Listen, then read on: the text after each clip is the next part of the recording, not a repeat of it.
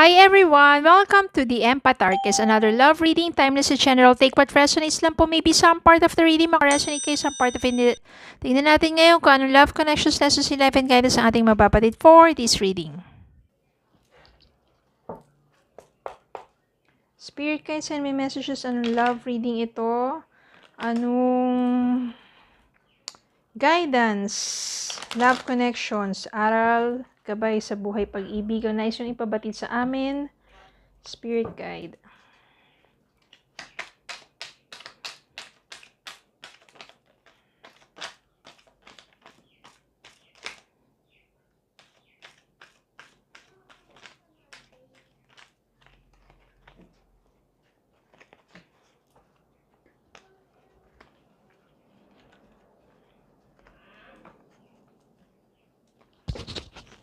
We have King of Cups, Ace of Wands, Three of Wands,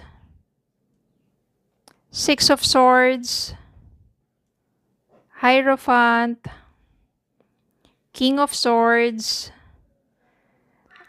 Six of Wands, Four of Pentacles, marami pa. We have Four of Cups, Queen of Pentacles, Death card,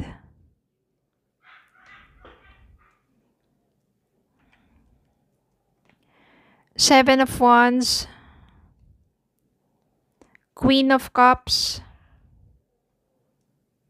Magician, Four of Wands, Page of Wands,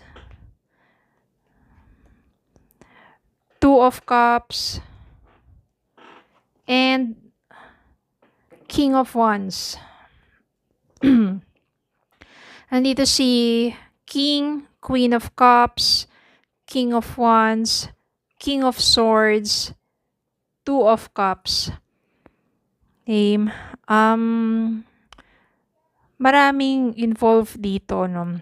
Tatlong king nandito. King of Wands, King of Swords, King of Cups, and nag-iisa na naman si Queen of Cups. I mean, nandito rin pala si Queen of Pentacles. Pero I can sense here na maaring si Queen of Cups and Queen of Pentacles, isa lang yan, isang tao lang yan. No, marami siyang pinagdaanan sa buhay niya. Sobrang mapagmahal tong taong to. Umibig siya at sobrang nasaktan. Parang yung unang pag-ibig niya, dun siya sobrang nasaktan. Kasi meron dito na Four of Pentacles. Tapos meron ditong Three of Wands, Four of Cups, Six of Swords. So parang ang nasisense ko dito ay yung unang naranasan niya na magmahal siya, isang maling tao na kung saan yung taong yun masyadong makasarili or hindi siya yung parang taling-tali siya sa isang relasyon nang nagkakilala kayo ng taong to. Na kahit na gusto ka niya, hindi pa rin niya magawa na totally ma-open up ang sarili niya sa'yo. Hindi niya kayang magkaroon ng commitment sa'yo because nakatali itong taong to sa material possession. Ibig sabihin kasi, I can sense here na maaaring itong taong to ay committed sa ibang tao, pero yung kanyang sabihin na natin yung person niya, hindi naman siya mahal, niloloko siya. Naging committed siya doon na maaaring kasal sila, pero niloloko siya. At kaya naging material na bagay yung possession niya dito is gusto niyang mabawi lahat ng pinagpaguran niya na nakuha, nakamkam ng taong yon. Ngayon, and since committed pa sila, hindi niya kayang makipag-commit sa'yo na maari kasing kasal pa sila. Ngayon, hindi lang maganda ang kanilang pagsasama at lalo na't niloko siya, kinamkam sa kanya yung mga marami, pera, 'di ba? Yung mga ipon niya nandun.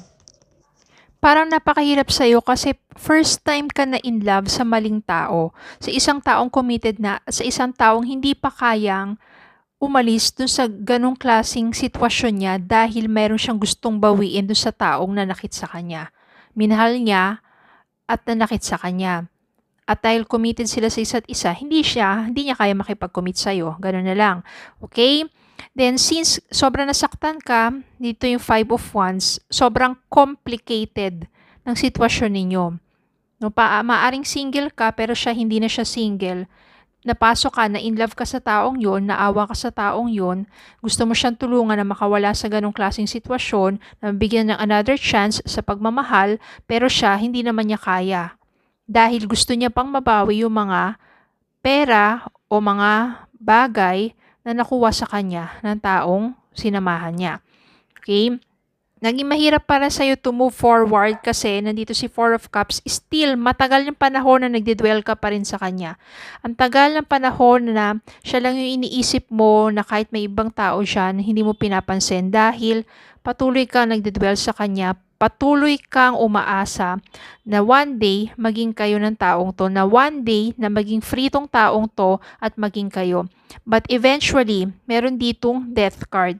Ibig sabihin ng death card dito, malaking lesson ang nangyari sa'yo. Yung first time na na-inlove ka sa maling tao, eventually, nakapag-focus ka sa sarili mo, dun mo na-realize nang nilet go mo na yung feelings mo dun sa taong yun, yung sakit na naranasan mo dun sa una mong pag-ibig, nang nilet go mo na kay God yan, sa universe na yan, nung ka nag-move forward.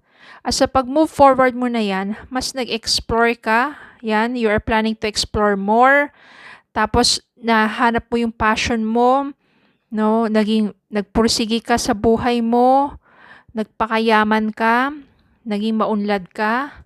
Yan. So gumanda ang iyong pamumuhay kasi ng mga panahon na yun, parang hirap ka rin eh. Tapos sumaba ka pa o na-inlove ka pa sa ganong klaseng tao, 'di ba? Na parang parang dati willing kang to give up everything para sa kanya. Mali nga doon pa lang sa umpisa, 'di ba? Committed na siya, ikaw single ka, ikaw yung talo, 'di ba? Eventually nauntog ka, namulat ka sa tulong ng pagdarasal mo dahil sobrang hirap para sa iyo na ma-inlove sa isang taong ganun. 'Di ba? Mabuti naman siya, kaso lang hindi niya pa rin talaga kayang makawala doon sa sitwasyon niya. No, kung medyo magulo man, sabihin na natin single ka, siya may asawa na, yung asawa niya niloko siya, hindi niya pa rin mahiwalayan yun dahil gusto niya mabawi yung mga pera na nakuha sa kanya. Ganun lang kasimple, okay? Tapos ikaw, eventually, sa tagal-tagal ng panahon, na dati naglulugmok ka dahil siya lang ang iniisip mo, naka-move on ka na rin through prayers, nabigyan ka ng lakas ng kalooban, no? Yung manifestations mo about love, naghanap ka ng passion mo, nagpaka-busy ka, nagpursige ka sa buhay mo, yan. Naging magandang kabuhayan mo financially, financial matters, maraming humahanga sa'yo. King of Wands, someone na sabihin natin, napaka good looking person. Meron someone na intelihente. Meron someone na katulad mo na mapagmahal. No, isa sa kanila ang maaring mong makatuluyan because nandito si Hierophant, Page of Wands, yung talagang yung desire and yung manifestations mo of a true love na eventually naka-move forward ka na sa isang maling pag-ibig at yun ang bibigay sa iyo ng panibagong love, which is this Two of Cups. Maaring siya na yung Hierophant makakatuluyan mo. With this person, sino man sa kanila, King of Wands, King of Swords, or King of Cups, isa sa kanila yon. Mahirap kasing kontrolin yung emotion, lalo na kapag na-inlove ka sa isang tao, nadadala ka ng emosyon mo, na minsan kahit sa isang maling pagkakataon, maling sitwasyon, maling kondisyon, o maling, sabihin natin, mali talagang relasyon, na hindi mo mapigilan yung damdamin mo dun sa taong yun kapag talaga na in love ka dun sa taong yun. Pero kailangan kasi balanse ang isip at ang damdamin. No, kung alam mong hindi tama, kailangan matutunan mo mapigilan yung damdamin mo sa taong yon. Lalo na kung ikaw talaga yung masasabi nating yung talo sa sitwasyon na yon, 'di ba? Parang wala ka naman talagang magagawa kung lalo na kung taong 'to ay committed sa ibang tao at ayaw pa niya makawala sa sitwasyon na yon dahil meron pa siyang gustong gawin na maaring sa kanya na yon kung ano man yung mga nais pa niya. At gano'n na lang. Ang pinakamahalaga dito, nandito yung death card. Yung sa natutunan mo sa first love mo, yung naranasan mo doon, yung sakit na naranasan mo doon, na ang tagal-tagal mo siyang i-give up, ang tagal-tagal mo i-let go na yon, eventually natutunan mo nang nagkaroon ng transformation sa'yo, rebirth sa'yo. Kailan nangyari yon? Kung kailan ni-let go mo na kay God yung pain. Kung kailan ni-let go mo na kay God kung ano yung magiging future mo. Kung kailan ni-let go mo na kay God kung ano yung hangad ng puso mo. No, dati kasi kahit anong mga dahilan pa, kahit mali, baluktot na dahilan, parang pinagsisiksikan mo pa sa mga panalangin mo, hindi talaga ibibigay sa iyo, lalo na't alam ni God na ikakapahamak mo. Natalo ka, na ikaw rin yung magsasuffer at the end. Pero when you let go of that pain, when you let go of your heart's desire to God, unti-unti mag-heal. Unti-unti ka makaka-move forward, unti-unti mo mahahanap yung mga gusto mo, mga passion mo, makakapag-focus ka sa sarili mo, mapapaunlad mo yung sarili mo, financially man yan, personal, professional growth, business man yan, everything sa sarili mo, magiging kang sobrang attractive, ang daming taong na humahanga sa'yo, sa katangian mo, no? At yung sobrang pagiging mapagmahal mo, yun talaga yung magdadala sa'yo sa isang true love, sa isang relationship na maaring mauwi na sa pag-iisang dibdib. Okay? Kaya ganun talaga minsan, marami talagang mga, sabihin natin real talk na tayo, marami talagang ganyan yung mga nai-inlove ka sa maling tao, hindi mo mapigilan yung damdamin mo, nagkakasala ka, or kaya naman ay nagsasuffer ka sa isang relationship na talagang talo ka. But eventually, when you forgive yourself, when you forgive that person, when you forgive the situation, when you let go and ask forgiveness from God, when you let go the pain and everything, you will start to move forward. You will start to heal. You will have transformation or rebirth sa pagkatao mo. Lalalim ang pagkakaunawa mo, magiging malalim ang pangunawa mo sa buhay at sa pagmamahal. Because you learn from that experience. But eventually, your manifestations, your heart's desire will come true with someone na maaring siya na yung talagang makakatuluyan mo. Isa sa mga tagahanga mo, isa sa mga mamimit mo. Okay?